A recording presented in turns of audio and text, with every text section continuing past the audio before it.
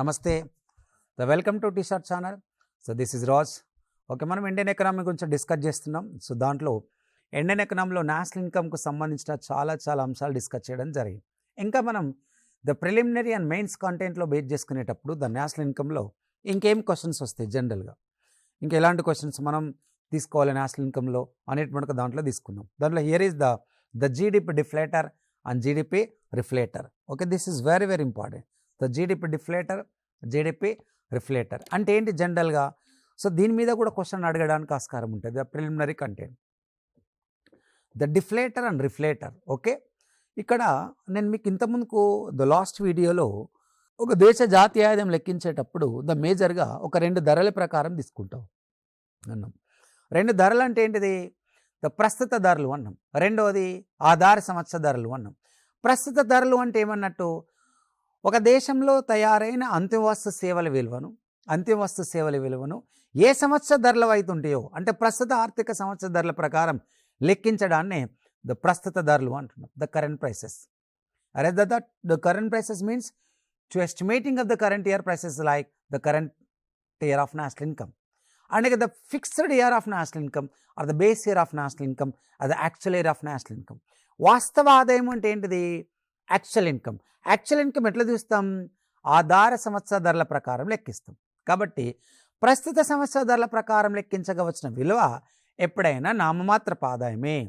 ఆధార సంవత్సర ధరలు స్థిర ధరల ప్రకారం వచ్చినటువంటి విలువ ఎప్పుడైనా వాస్తవ ఆదాయం కింద చెప్పడం జరుగుతుంది. ఇది మ్యాటర్.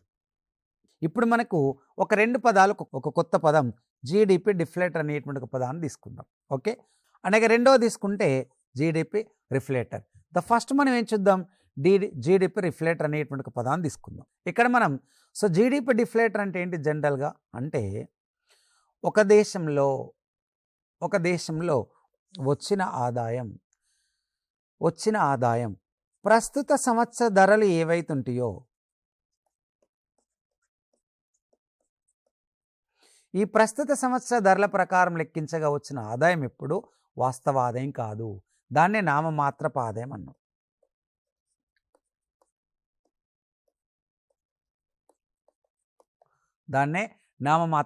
అన్నాం. ఈ ప్రస్తుత సంవత్సర ధరల ప్రకారం వచ్చిన ఆదాయాన్ని ఆధార సంవత్సర ధరల్లోకి మార్చి చెప్పడాన్నే జీడిపి డిఫ్లేటర్ అంటాం. అంతే. ప్రస్తుత సంవత్సర ధరల ప్రకారం వచ్చిన ఆదాయం ఏదైతుందో ఆ వచ్చిన ఆదాయాన్ని ఆధార సంవత్సర ధరల్లోకి మార్చి చెప్పడాన్ని మనం జీడిపి డిఫ్లేటర్ అంటాం. అందుకే ఇక్కడ జీడిపి డిఫ్లేటర్ అంటే ఆధార సంవత్సర ధరల్లోకి మార్చాలి. అంటే ఎట్లా మారుస్తాం మనం? GDP prices at base year కావాలి. At base year. GDP prices at base year అంటే ఏంటిది? GDP prices at base year అంటే ఏంటిది మనకు జనరల్గా అంటే ఆధార సంవత్సరంలో ఉన్న basic prices. Okay, GDP prices అంటే ఏంటిది? ఎప్పుడైనా భారతదేశ జీడిపిని మనం జీడిపి ఎంపీ బేస్ చేసుకునే చెప్తున్నాం. ఇంత ముందుకు కూడా చెప్పిన ఏంటిది? GDP MP.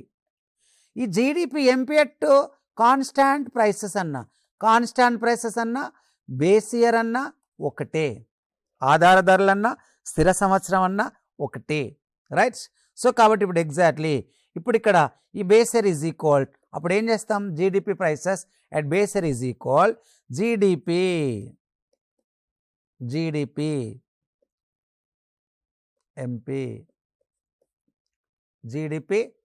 MP at current year చూస్తాం. దాని కరెంట్ ఇయర్ బేస్ చేసుకొని ప్రైస్ ఇండెక్స్ తీసుకుంటాం. అంటే ధరల సూచి అన్నట్టు, ధరల సూచి తీసుకుంటాం. కాబట్టి ఇప్పుడు ఎగ్జాక్ట్లీ ఈ ధరల సూచి ఎట్లా వస్తుంది? ప్రస్తుత సంవత్సర ధరలు బై ఆధార సంవత్సర ధరలు బేస్ చేసుకుంటే అప్పుడు ధరల సూచి వస్తుంది. ఈ ధరల సూచిని బేస్ చేసుకొని మనకు GDP MP at the current year by and again the price index base చేసుకుంటాం. కాబట్టి ఈ ప్రస్తుత సంవత్సరం వచ్చిన ఆదాయాన్ని ఆధార సంవత్సర ధరల్లోకి ఎప్పుడైతే మారుస్తామో దాన్ని మనం జీడిపి డిఫ్లేటర్ అన్నాం. ఇప్పుడు మనకేం కావాలి? జీడిపి రిఫ్లేటర్ అంటే ఆధార సంవత్సర ధరల ప్రకారం వచ్చిన ఆదాయం ఎప్పుడు వాస్తవ ఆదాయం. ఆధార సంవత్సర ధరల ప్రకారం వచ్చిన ఆదాయాన్ని ప్రస్తుత ధరల్లోకి మార్చడాన్ని రిఫ్లేటర్ అంటాం. అంతే. ఓకే, అంటే జీడిపి స్థిర ధరలు ఇంటూ ద ప్రైస్ ఇండెక్స్ తీసుకుంటాం. జీడిపి స్థిర ధరలు ఇంటూ ప్రైస్ ఇండెక్స్ తీసుకుంటే రిఫ్లేటర్ వస్తుంది. కాబట్టి ఇక్కడ ఏం చేయాలి మనం? ఆధార సంవత్సర ప్రకారం వచ్చిన ఆదాయం అంటే ఏంటిది? GDP market prices at current year, ఇది నామమాత్రపు ఆదాయం. GDP MP at constant year, ఇది వాస్తవ ఆదాయం. దీని ఆధార సంవత్సరం. కాబట్టి ఆధార సంవత్సర ధరల ప్రకారం వచ్చిన ఆదాయాన్ని ప్రస్తుత సంవత్సర ధరల ప్రకారం మార్చడాన్ని మనం జీడిపి రిఫ్లేటర్ అని పిలుస్తాం. ఇప్పుడు మనకు జీడిపి డిఫ్లేటర్ అంటే, జీడిపి రిఫ్లేటర్ అంటే క్లియర్గా, డిఫ్లేటర్ అంటే ఏంటిది? కరెంట్ ఇయర్ను ఆధారంలోకి మార్చడం. రిఫ్లేటర్ అంటే ఏంటిది? ఆధారాన్ని కరెంట్ ఇయర్లోకి మార్చి చెప్పడం. Right. The next very very important NSO. So మనకు ఇది చాలా చాలా ఇంపార్టెంట్. సో ఎన్ఎస్ఓ అంటే ఏంటిది? ఎట్లా డిస్కస్ చేస్తాం? ఎన్ఎస్ఓ అంటే national statistical office. NSO, the national statistical office is the NSO. National statistical ఆఫీస్ని మనం ఏమంటున్నాం? ఎన్ఎస్ఓ అంటున్నాం. ఎన్ఎస్ఓ. అయితే ఇక్కడ సో మేజర్ ఇన్ఫర్మేషన్ బేస్ చేసుకుంటే భారతదేశ జాతీయ ఆదాయాన్ని అంచనా వేసే సంస్థ ఏంటిది? This is the preliminary content. మన ఇండియాలో నేషనల్ ఇన్కమ్ని ఎస్టిమేట్ చేసేటువంటి ఒక సంస్థ ఏది అని అంటే, సో భారతదేశంలో 1951వ సంవత్సరంలో సిఎస్ఓ అనేటువంటి ఒక ఏర్పడ్డది. ఓకే, మనకు సిఎస్ఓ అనేటువంటిది పిసి మహాలనోబిస్ రికమెండేషన్ బేస్ చేసుకొని సిఎస్ఓ ఏర్పడ్డది. ఈ సిఎస్ఓ అనేటువంటిది ఏం చేస్తుంది అంటే, భారతదేశంలో GDP, gross domestic product, GNI, gross national product and per capita income, PCI per capita income, ఈ మూడింటిని ప్రతి సంవత్సరం అంచనా ఇస్తుంది.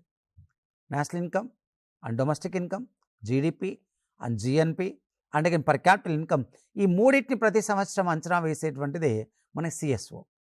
ఈ సిఎస్ఓ అనేటువంటిది నేషనల్ అకౌంట్ స్టాటిస్టికల్ అనే పేరుతో విడుదల చేస్తుంది ప్రతి సంవత్సరం. నేషనల్ అకౌంట్ స్టాటిస్టికల్ అనేటువంటి ఒక పేరుతో ఏర్పాటు చేస్తే, రిలీజ్ చేస్తే, ఎన్ఎస్ఓ అనేటువంటిది the ministry of statistical program commission. The ministry of statistical program commission ఆధ్వర్యంలో సిఎస్ఓ అనేటువంటిది పనిచేసేది. ఈ సిఎస్ఓ 1951 నుండి మన ఇండియాలో ఏర్పడ్డ తర్వాత నుంచి మన ఇండియాలో సిఎస్ఓ అనేటువంటిది 3 రంగాల యొక్క ఆదాయాన్ని లెక్కించేది. వ్యవసాయం, వ్యవసాయ అనుబంధ రంగాలు, పరిశ్రమలు, పారిశ్రామిక అనుబంధ రంగాలు, సేవానుబంధ రంగాలు. ఈ 3 రంగాల ద్వారా వచ్చినటువంటి ఒక ఆదాయాలను లెక్కించేటువంటి ఒక సంస్థనే సిఎస్ఓ అనేటువంటి ఒక ఆర్గనైజేషన్ ఉండే, సెంట్రల్ స్టాటిస్టికల్ ఆర్గనైజేషన్ అనేటువంటిది ఉండే.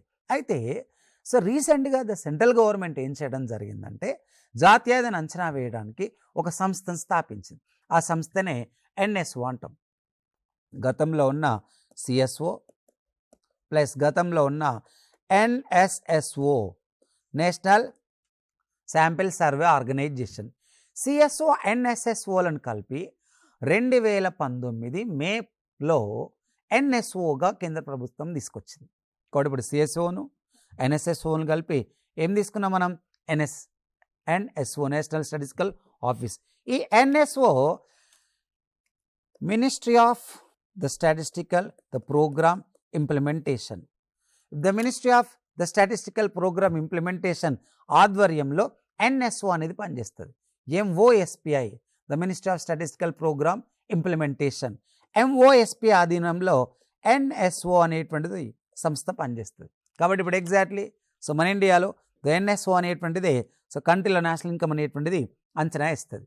ఈ ఎన్ఎస్ఓ నేషనల్ ఇన్కమ్ను అంచనా వేసేటప్పుడు ఏమేమి తీసుకుంటుంది సర్వేలు అనేటువంటిది ఇంపార్టెంట్. ఇక్కడ ఏమేమి తీసుకుంటుంది ఎన్ఎస్ఓ తీసేటప్పుడు ద మేజర్గా ఇది మినిస్ట్రీ ఆఫ్ స్టాటిస్టికల్ మనకు ద ప్రోగ్రామ్ ఇంప్లిమెంటేషన్ ఆధ్వర్యంలో పనిచేసేటప్పుడు ఇది మేజర్గా ఏం చేయడం జరుగుతుందంటే, సామాజిక ఆర్థిక అంశాలకు సంబంధించిన ద ప్రైమరీ గణాంకాలను తీసుకుంటుంది.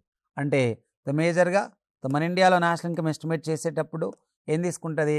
ఆర్థిక సామాజిక గణాంకాలను తీసుకుంటుంది, సోషియో ఎకనామిక్ గణాంకాలను తీసుకుంటుంది. 1.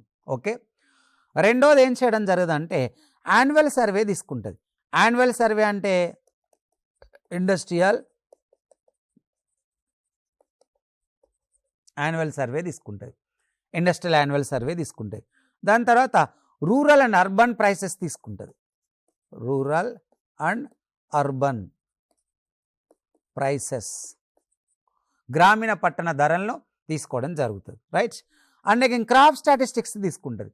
క్రాప్ స్టాటిస్టిక్స్ అంటే ద పంటలది, ఓకే, ద పంటల యొక్క స్టాటిస్టిక్స్ తీసుకుంటుంది. దాని తర్వాత అర్బన్ స్టాటిస్టిక్స్ కూడా తీసుకుంటుంది, అంటే పట్టణంలో సంబంధించినటువంటి ఒక స్టాటిస్టిక్స్ కూడా తీసుకుంటుంది. ఇలా ఓవరాల్గా ఒక దేశంలో వివిధ రంగాల ద్వారా ఉత్పత్తి అయినటువంటిది మొత్తం సాంఘిక అంశాలు, ఆర్థిక అంశాలు, యాన్యువల్ ఇండస్ట్రీ, అంటే ద క్రాప్స్, అంటే వ్యవసాయ రంగంలో ఉండేటువంటిది ఒక సర్వే బేస్ చేసుకుంటుంది, ఇండస్ట్రియల్ సర్వే తీసుకుంటుంది. ఇవన్నీ బేస్ చేసుకొని సో జాతీయ స్థాయిలో జాతీయ ఆదాయాన్ని అంచనా వేయడానికి ఎన్ఎస్ఓ అనేటువంటిది ఇప్పుడు మనకు పూర్తి స్థాయిలో పనిచేస్తుంది, ఓకే. అండ్ అగైన్ ఇలా ఓవరాల్గా ఇప్పుడు మన ఇండియాలో పావర్టీనైనా, అన్ఎంప్లాయ్మెంట్నైనా, సో నేషనల్ ఇన్కమ్నైనా ఎస్టిమేట్ చేసేటువంటి ఒక సంస్థ ఏది అని అంటే మనం ఎన్ఎస్ఓ అని చెప్పడం జరిగింది. ఒకప్పుడున్న సిఎస్ఓ, గతంలో ఉన్న ఎన్ఎస్ఎస్ఓ, ఈ రెండింటిని కలిపి ఇప్పుడు ఎగ్జాక్ట్లీ మనకు ఎన్ఎస్ఓగా ఏర్పాటు చేయడం జరిగింది, ఓకే. సో ఇది మనకు క్లియర్గా డిస్కస్ చేస్తాం. సో ఎప్పుడైనా నేషనల్ ఇన్కంలో మనకు ద ప్రిలిమినరీ బేస్ చేసుకొని కొన్ని క్వశ్చన్ అడుగుతాడు, కాబట్టి ఈ ప్రిలిమినరీ బేస్ చేసుకొని క్వశ్చన్స్ అడిగేటప్పుడు the current economy survey is important. The survey is the very very important. The current economy survey important కాబట్టి ఈ సర్వే మీద మనకు అవగాహన ఉండాలి క్లియర్గా. ద సర్వే మీద ద ఐడియా ఉండాలి. సర్వే మీద ఐడియా అంటే ద నేషనల్ ఇన్కమ్ స్టాటిస్టిక్స్ మీద మనకు ఐడియా ఉండాలి. అంటే అగ్రికల్చర్ సెక్టార్ ఎంత ఉంది, ఇండస్ట్రియల్ సెక్టార్ కాంట్రిబ్యూషన్ ఎంత ఉంది, సర్వీస్ సెక్టార్ ఎంత ఉంది, ద కంట్రీ మొత్తం నేషనల్ ఇన్కమ్ ఎంత రావడం జరిగింది, ఓకే. సో వీటి మీద మనకు ఐడియా ఉండాలి. వీటి మీద ఐడియా ఉంటేనే మనకు ద కరెంట్ ఎకనామీ ఐడియా ఉంటే ప్రిలిమినరీలో మనం ఆబ్జెక్టివ్ ఓరియంటేషన్లో క్వశ్చన్లో ఆన్సర్ డిటర్మైన్ చేయవచ్చు. రెండోది మళ్ళీ మనం డిస్క్రిప్టివ్ రాసేటప్పుడు కూడా ద కరెంట్ ఈవెంట్స్ యాడ్ చేస్తూ రాయొచ్చు అట్లా. ఇప్పుడు ఎగ్జాక్ట్లీ మనకు కొన్ని అంశాలు బేస్ చేసుకుందాం. ఇప్పుడు ఇక ట్రెండ్స్, నామమాత్రపు జీవీఏలో వివిధ రంగాల వాటా అనేటువంటిది ఇంపార్టెంట్. సో నామమాత్రపు జీవీఏలో వివిధ రంగాల వాటా ఇక్కడ ఉన్నాం. నామమాత్రపు జీవీఏ అంటే ద నామినల్ జీవీఏ అన్నారు. నామినల్ ఇన్కమ్ అంటే ఏంటిది? ప్రస్తుత ధరల ప్రకారం లెక్కించగా వచ్చిన ఆదాయం ఎప్పుడు కూడా నామమాత్రపు ఆదాయం. కాబట్టి ఇక నామమాత్రపు ఆదాయంలో జీవీఏలో వివిధ రంగాల వాటా అన్నాం మనం. జీవీఏలో వివిధ రంగాల వాటా అన్నాం. జీవీఏలో వివిధ రంగాల వాటా అంటే ఓవరాల్గా సిఎస్ఓ సెంట్రల్ స్టాటిస్టికల్ ఆర్గనైజేషన్ వాళ్ళు మొత్తం భారతదేశంలో ఉన్న ఆర్థిక వ్యవస్థను 3 రంగాలుగా డివైడ్ చేశారు. ఎప్పుడు 1951లో ద సిఎస్ఓ దేశం యొక్క ఆర్థిక వ్యవస్థను 3 రంగాలుగా డివైడ్ చేసింది. 1 వ్యవసాయము, ఓకే, దాంతోపాటు వ్యవసాయ అనుబంధ రంగాలు, అండ్ అగైన్ పరిశ్రమలు, పారిశ్రామిక అనుబంధ రంగాలు, అండ్ సేవలు, సేవానుబంధ రంగాలు, రైట్. ఇప్పుడు ఎగ్జాక్ట్లీ సిఎస్ఓ దేశ ఆర్థిక వ్యవస్థను 3 రంగాలుగా డివైడ్ చేసింది. ఇప్పుడు వ్యవసాయ రంగంలో ఏమేమి ఉంటాయి అనేది చూద్దాం. వ్యవసాయ రంగం ఏముంటుంది? పంటలు ప్లస్ పశు సంపద, ఈ 2 కలిస్తే వ్యవసాయం. పంటలు ప్లస్ పశు సంపద.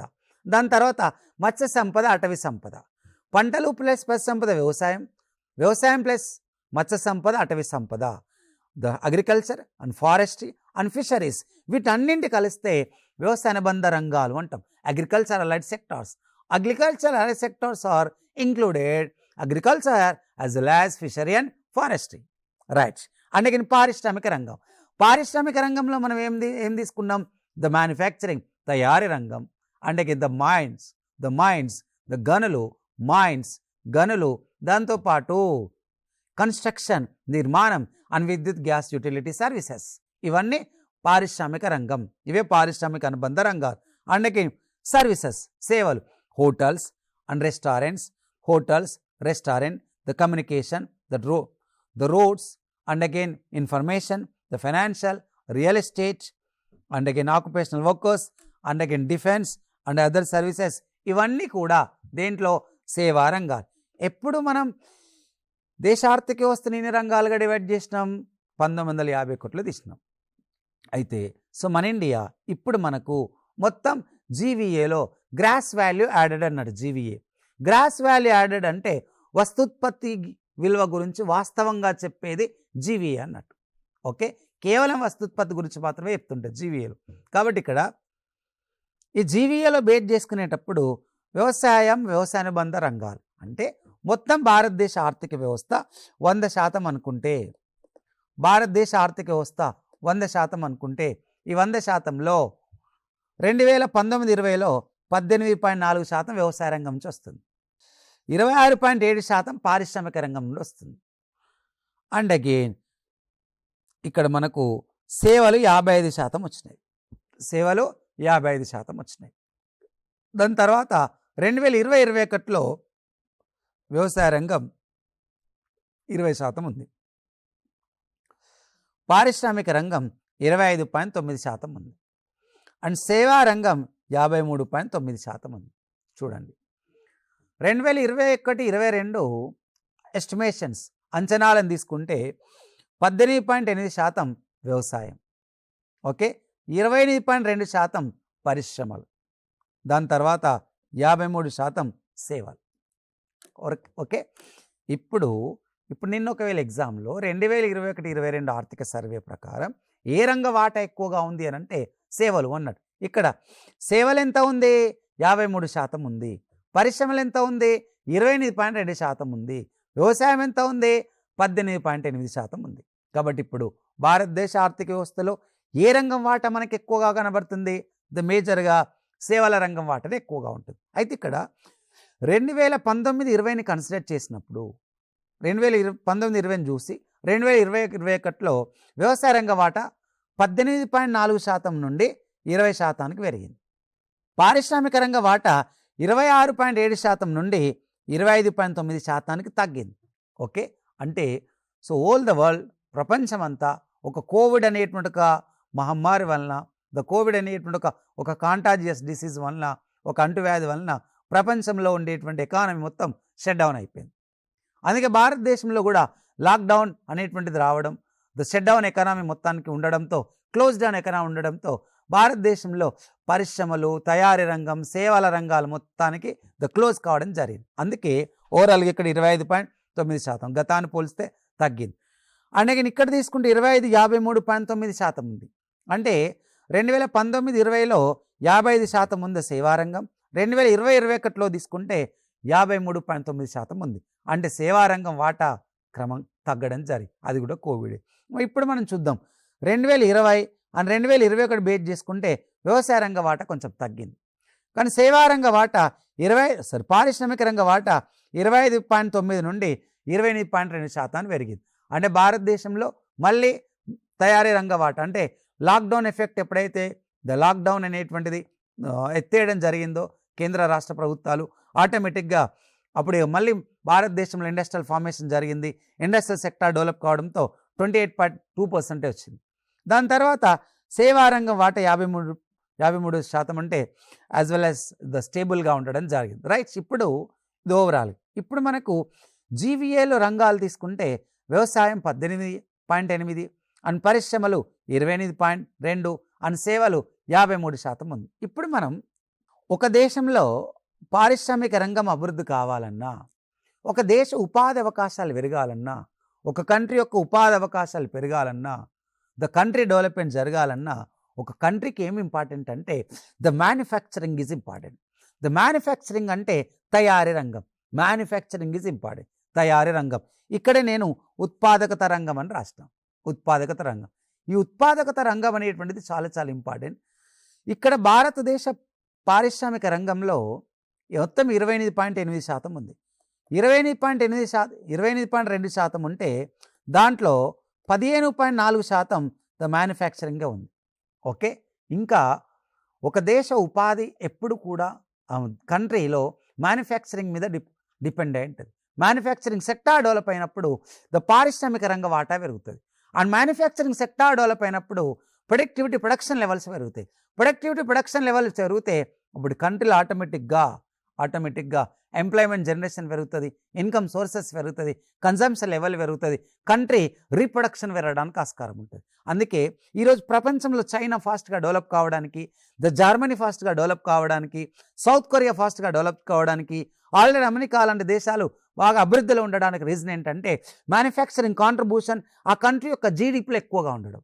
ఇక్కడ భారతదేశ జీడిపి 100% అనుకుంటే 100%లో మ్యానుఫ్యాక్చరింగ్ కాంట్రిబ్యూషన్ ఓన్లీ 15% ఉంది. భారతదేశ జీడిపి బాగా పెరగాలన్నా, భారతదేశంలో ఉపాధి సౌకర్యాలు పెరగాలన్నా సో మన ఇండియాలో మ్యానుఫ్యాక్చరింగ్ అనేది ఇంపార్టెంట్. ఈ మ్యానుఫ్యాక్చరింగ్ కాంట్రిబ్యూషన్ బేస్ చేసుకుంటే 100% జీడిపిలో మ్యానుఫ్యాక్చరింగ్ కాంట్రిబ్యూషన్ మోర్ దెన్ 25% ఉండాలి.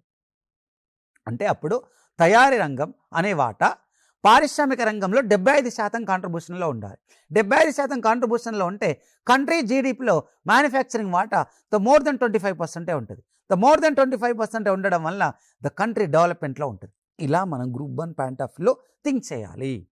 ఒక గ్రూప్ 1 పాయింట్ ఆఫ్ వ్యూ ఎప్పుడైతే మన మ్యానుఫ్యాక్చరింగ్ కాంట్రిబ్యూషన్ అనేటువంటిది ఎక్కువగా ఉంటుందో ద కంట్రీ ఎక్కువగా డెవలప్ కావడానికి ఆస్కారం ఉంటుంది. బట్ ఇక్కడ the problem is the India, the lack of manufacturing, the low level of manufacturing, this is the major problem. The low level of productivity sector is there in India. That's why Indian GDP is the very low. Okay, కాబట్టి ఓవరాల్గా ఇండియాలో సేవా రంగం బాగానే ఉంది. ఇంకా మన India అభివృద్ధి జరగాలి అని అంటే ద మేజర్గా the industrial sector is important. Industrial సెక్టార్లో బేస్ చేసుకుంటే ఇంకా ద మ్యానుఫ్యాక్చరింగ్ కాంట్రిబ్యూషన్ అనేటువంటిది ఎక్కువ ఉండాలి. ఒకేలా వాళ్ళు మనల్ని ఏమడగవచ్చు క్వశ్చన్, 2021-22 సర్వే ప్రకారం తీసుకుంటే పారిశ్రామిక రంగంలో ఎవరి వాటా ఎక్కువగా ఉందంటే డైరెక్ట్ ఆన్సర్ మ్యానుఫ్యాక్చరింగ్. సేవా రంగాలను తీసుకుందాం. సేవా రంగాలలో రవాణా, hotels, restaurant 16.9, financial real estate తీసుకుంటే 20.9. ఫైనాన్షియల్ అంటే the insurance sector and banking sector financial అంటాం. దానిలో financial real estate and occupational services 20.9%, ఇది ఎక్కువ కాంట్రిబ్యూషన్ ఉంది. సో కాబట్టి మనం ఇక్కడ సేవా రంగాలలో ఏ వాట ఎక్కువగా ఉందనేటువంటిది క్వశ్చన్ అడిగినప్పుడు అప్పుడు కూడా మనకు 20.9% ఉందనేటువంటిది క్లియర్గా చెప్పాలి. ఓకే, ఇది the financial and real estate. ఇవి ట్రెండ్స్. అంటే ఇప్పుడు మనకు ద క్లియర్గా భారతదేశ ఆర్థిక వ్యవస్థను పరిశీలిస్తే ఆర్థిక వ్యవస్థలో ఏ రంగం వాట ఎక్కువగా ఉంది? ద ప్రధానంగా సేవా రంగం. రెండోది ఏ రంగం వాట ఎక్కువగా ఉంది? పారిశ్రామిక రంగం. మూడోది ఏ రంగం వాట ఎక్కువగా ఉంది? వ్యవసాయ రంగం. ఇది పరిస్థితి. Okay right. ఇప్పుడు మనకి ఈ జీవీఏలో వాటా, ఇది చాలా చాలా important. The direct preliminary the కంటెంట్లో క్వశ్చన్ వస్తుంది. భారతదేశ జీడిపిని మనం ఇక్కడ డిస్కస్ చేద్దాం, ఇండియన్ జీడిపి. సో ఇండియన్ జీడిపిని ఇక్కడ మనం డిస్కస్ చేసేటప్పుడు అంటే భారతదేశ జీడిపి ఇప్పుడు ఎంత వచ్చింది అనేటువంటిది ఇక్కడ చూద్దాం ఎంత వచ్చింది అనేటువంటిది. ఓకే, సో ఇది చూడండి, ఎప్పుడైనా మన ఇండియాలో ఇండియన్ జీడిపి అంటే ఏం చూస్తున్నాం? GDP MP at constant prices.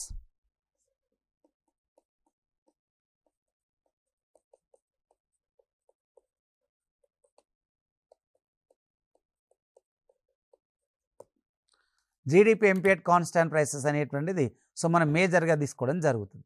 ఈ మేజర్గా తీసుకుంటున్నాం కాబట్టి ఇక్కడ గ్రాస్ డొమెస్టిక్ ప్రోడక్ట్ తీసుకుంటే 2011-12లో 87.36 లక్షల కోట్ల రూపాయలు ఉంది. ఇక్కడ 2011-12 తీసుకుంటే అంచనా 222.87 lakhs of crores. ప్రస్తుత ధరలు 222 లక్షల కోట్ల రూపాయల ఆదాయం భారతదేశంలో ఉంది. అండ్ 197.46 ఉంది, మనకు 197.46 లక్షల కోట్లు 2020-21లో వచ్చింది. 2019-20లో తీసుకుంటే 203.51 లక్షల కోట్లు వచ్చింది. అంటే ఈరోజు మన ఇండియన్ జీడిపిని మనం కన్సిడర్ చేస్తే మన ఇండియా ఒక $2 trillion కంటే ఎక్కువగా ఉంది. $2 trillion కంటే ఎక్కువగా ఉంది. అన్ఫార్చునేట్లీ యాక్చువల్లీ మనం 2020-21లోనే మనము $2 trillion క్రాస్ కావాలి.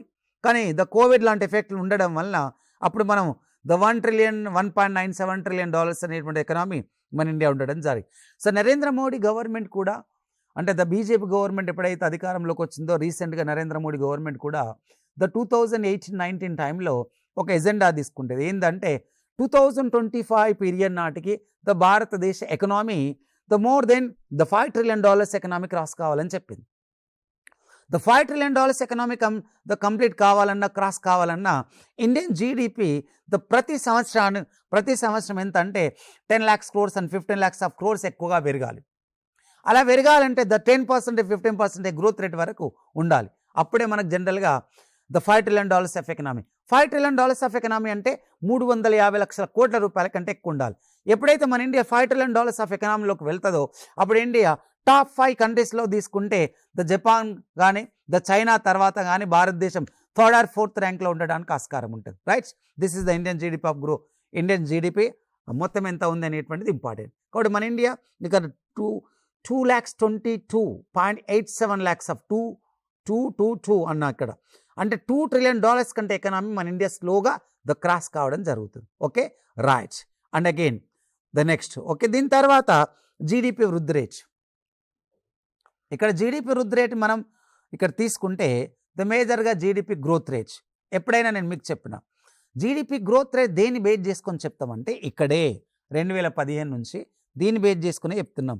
జీడిపి ఎంపీ ఎట్టు ఆధార సంవత్సరం లేదా వీటిని ఏమన్నాం స్థిర ధరలు అని పిలుస్తాం. ఆధార సంవత్సరం లేదా స్థిర ధరలు.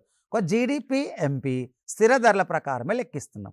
అంటే మార్కెట్ ధరల ప్రకారం పరిశీలించి స్థిర ధరల్లోనే జీడిపి ఎంపీ తీసుకోవడం జరుగుతుంది. ఇక్కడ మనల్ని డైరెక్ట్ క్వశ్చన్ ఏమడగవచ్చు, భారతదేశ జీడిపి వృద్ధి రేటు ఎంత స్థిర ధరల్లో అడగవచ్చు. ఓకే, ఇక్కడ కొంచెం ఒక ట్రెండ్ అనేది తప్పుగా ఉంది. యాక్చువల్లీ ఇది 9.2% అంచనా, 9.2%, 2%. 2017-18 సంవత్సరంలో భారతదేశ వృద్ధి రేటు 7%గా ఉంది, 7%గా ఉంది. అండ్ 2018-19 సంవత్సరంలో 6.1%గా ఉంది. 2019-20లో 4.2%గా ఉంది. 2020-21లో ఇండియా కోవిడ్ వచ్చిన టైం ఎప్పుడైతుందో ద కోవిడ్ టైంలో తీసుకుంటే ఇండియన్ ఎకానమీ ఓవరాల్గా మైనస్లోకి వచ్చింది. అందుకే మన ఇండియన్ ఎకానమీ ఎప్పుడైతే మైనస్లోకి రావడం జరిగిందో దాని తర్వాత 2021-22లో ఇండియన్ ఎకానమీ మొత్తం పుంజుకుంది, ద 9.2% వచ్చింది. అందుకే the central government one statement has given. Okay, ఒక స్టేట్మెంట్ అనేటువంటిది ఇచ్చింది. ఏంటిది? ఇండియా విషపాయిడ్ ఎకనామీలో ఉందని చెప్పింది. విషపాయిడ్ అంటే ఏంటిది? వి ఆకారపు ఆర్థిక వ్యవస్థ అన్నట్టుకి. వి ఆకారపు ఆర్థిక వ్యవస్థ అంటే ఎలా తీసుకుందాం మనం ఇక్కడ? వి ఆకారపు అని అంటే ఒకప్పుడు 7 ఉండే, 7 నుంచి ఫాల్ డౌన్ అయింది. ఎక్కడికి వచ్చింది? 7 నుంచి ఫాల్ డౌన్ అయింది 6.1కి వచ్చింది, మళ్ళీ 4.2%కి వచ్చింది, -7.7కి వచ్చింది. చాలా తక్కువ ఉండడం జరిగింది. -7.7% రావడం జరిగింది. ఇక్కడ నుంచి మళ్ళీ ఇమ్మీడియట్లీ ఎంత వచ్చింది మనకు? 9.2. ఇదే విషపాయిడ్ ఎకనామీ అని పిలుస్తాం. ఒకప్పుడు 1991 ఎకానమీ రిఫార్మ్స్ వచ్చినప్పుడు అప్పుడు మనం 1991 ఎకానమీని ఎలా యూజ్ చేసినామంటే యూషపాయిడ్ ఎకనామీ అన్నాం, యు ఆకార ఆర్థిక వ్యవస్థ. ఇప్పుడేమన్నాం కొత్తగా? విషపాయిడ్ ఎకనామీ. అంటే ఒకప్పుడు 7% ఉన్న ఎకనామీ స్లోగా ఫాల్ డౌన్ అవుతూ -7.7 ద కోవిడ్ వల్ల జరిగింది. మళ్ళీ ఇమ్మీడియట్లీ ఎంత వచ్చింది? ద 9.2% గ్రోత్ రేట్ ఇంక్రీజ్ కావడం జరిగింది. ఇలా విషపాయిడ్ economy. This are all the okay. ఇక్కడ 9.2% అంచనాగా తీసుకున్నాం మనం. ఎంత?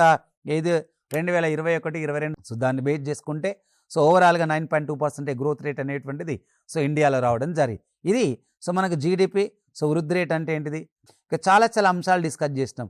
జీడిపి డిఫ్లేటర్ అంటే, ద రిఫ్లేటర్ అంటే, దాంతోపాటు NSO నేషనల్ స్టాటిస్టికల్ ఆఫీస్ అంటే ఏంటిది, ఇప్పుడు ఎలా పనిచేస్తుంది, ఒకప్పుడు CSO ప్లేస్లో ఇప్పుడు ఎలా వచ్చింది, దాని తర్వాత జీవీఏలో సెక్టార్స్ ఏమున్నాయి, ఆ సెక్టార్స్ యొక్క వాటాలు ఏముంది, వ్యవసాయ పారిశ్రామిక సేవా రంగాల వాటాలు ఎలా ఉన్నాయి, జీడిపి మొత్తం ప్రొడక్షన్ ఎంత, సో దాంతోపాటు జీడిపి స్థిర ధరల ప్రకారం ఎంత growth rate 9.2%. Direct preliminary question అనేటువంటిది సో రావడానికి ఆస్కారం ఉంటుంది. Okay, so right. ఇవి సో మనకు ఓవరాల్గా బేస్ చేసుకుంటే ఇంకా తీసుకుంటే అంతర్జాతీయంగా ద్రవ్యనిధి తీసుకున్నా కూడా IMF ఇంటర్నేషనల్ మానిటరీ ఫండ్ వాళ్ళు కూడా IMF వాళ్ళు కూడా అంచనా వేయడం జరిగింది.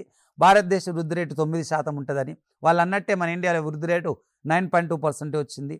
2022-23 నాటికి భారతదేశ వృద్ధి రేటు మళ్ళీ 9% ఉంటుంది అని, అండ్ 2023-24లో 7.1% ఉంటుంది అనేటువంటిది IMF వాళ్ళు అంచనా వేయడం జరిగింది. రైట్.